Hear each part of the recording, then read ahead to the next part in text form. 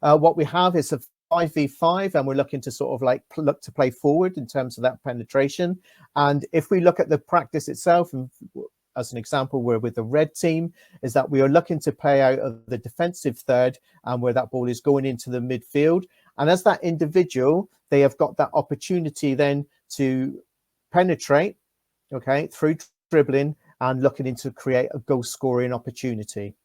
So one of the key things is that what is the other team members doing in order to be able to that to happen?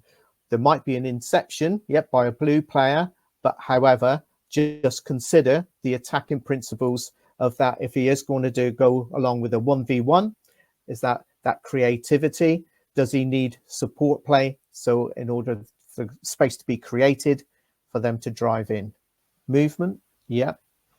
In terms of the movement, if we are thinking of that player on the ball in possession, penetration, definitely penetrating. As you can see, the player has received the ball from the defensive third, yeah, and is there looking to drive forward. But the support play, where's the support play coming from, and what players that might be to take other defenders away in that 5v5 game? First of all, lots of people say penetration, and that sounds like a really old-fashioned British English thing to get the ball forward in the box.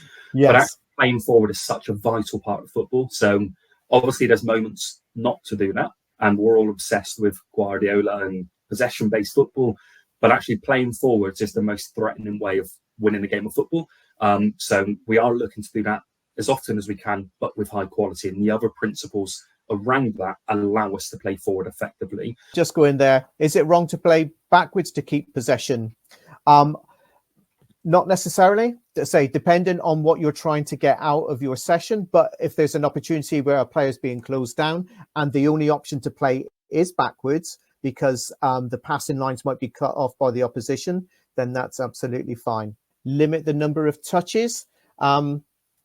I suppose that is okay, but then what happens when they run out of touches and they get closed down? Is that realistic to the game? And that's something that will probably unfold when we get into the sort of like the block delivery that you're going to have. Using bounce players on the outside, yeah, and linking, that's very good. Again, you could keep that 5v5. Do you add bounce players, or actually do you make that a 4v4? With the bounce players on the outside? Really? Okay, so we're looking at in possession principles again of the 11v11 format, and with this you can see what we're trying to get with this sort of penetration on this practice is that how can players sort of like connect, create and combine with another player. So as an example, in the picture that you can see, that illustration, we've got the red team that are in possession and they are looking to play forward, but we can see a player that might be on the right-hand side is trying to run into that space in order to receive the pass and look at a combination there where they might receive a goal-scoring opportunity. But again, that is for the penetration. But because we are now looking at 11v11, is that what are our other players doing who are not on the ball in order to try and tease out maybe some of the other principles of being in possession on that particular practice? Is looking at that and that movement support to create the space from our other players. Timing of the movement, yeah, that's really, really key. Timing is one of the skill capabilities that's really important. So players will move, players will be creative, but they do it at the wrong moment. They do it too early, they do it too late, and it all won't connect. So that timing piece for our players is so important. What types of movement might you expect from that right-sided midfield player, that right attacker?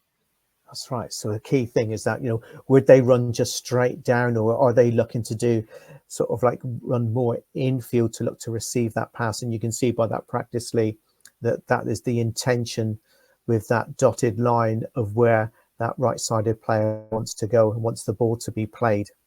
Again, there's that opportunity, the timing, as was mentioned earlier, that they don't want to sort of like be offside. So as you were alluding to, don't want to go too early. And that was really, really key. First time shot following a through pass. Yeah, definitely you could change the practice there and have that as maybe one of your challenges within that. Is there an opportunity to have a shot first time? The first one we're going to look at is compactness and balance. but in a 7v7 format. So still quite young. This is the practice. I'm just going to add a couple of things in a second. But if this is the practice, if the Blues are in possession and they're trying to score in the goal, and the red team, we want them to play compact. We want them to play narrow and really close to each other. Coaches, just before I kind of suggest what I might do, what might you do to this practice to help your red team play more narrow and more compact with each other? I'm going to, let's put a line down each, just outside the box. So let's go thirds of the pitch. The red team can only occupy 2 of those 3 areas. So what they can't have is players in all 3. If they have players in all 3, depends on the age group you coach. You could be really brutal and say, that means you concede a goal. Or it could be that you just give them a quick reminder to move. There could be something that you put in place for that. But the red team can only occupy 2 of those areas. If where the ball is now, they might only occupy 1, and that's fine. But as a maximum, they can only occupy 2 areas. So that would help them play compact and balanced. With our forward red, we've got that we're out of possession, is that, cut off the passing lines. And I think that's also been brought in. And again, try to engage the player when it's necessary, but just be really compact and maybe difficult to beat right through that centrally. So now we'll look at a 9v9 practice, but again, we can look at this in any age group. We're going to work on that press, but also that delay where necessary. So at the moment, it's going to be a 9v9 small-sided game. So we might bring the goals in a little bit closer and use like half the pitch, or maybe less if that's all you've got. And what we might do, in fact, I might ask you as coaches first, to encourage the red team to press, what rules might you put on the practice, or what rewards might you put on the practice to help the red team press? We might do the same for the blue team. It might be the same rules for both teams. But in this picture here, because the Blues have the ball, what reward or rules might you put in place to help the red team press a little bit better, a little bit more?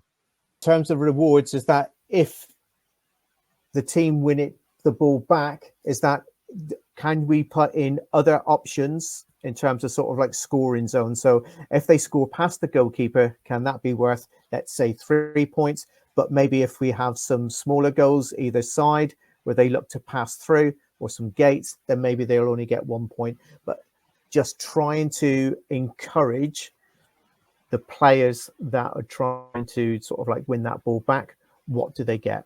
Some of the technical points, like make sure the closest player to the ball is pressing, and maybe pressing down the line. So if I just quickly show now this red pressing the ball, if this red presses the ball on this angle, then the blue still has a relatively easy pass there. So it might be that we can change that, and we can give the red some advice that rather than press like that, they might press on an angle where they block the first pass, and then they might come into there and they might block a forward pass. So it might be that we reward teams, we reward the Reds or the Blues if they make interceptions. So they try and block the people behind them. It might be rules like Chris suggested. There's lots of different ways of awarding points that's come through the chat about winning the ball back quickly, winning the ball back in different zones, winning the ball back in the attacking half. And also one really unique suggestion that didn't come to my head was catching the other team offside could be rewarded as well. So some really good answers coming through.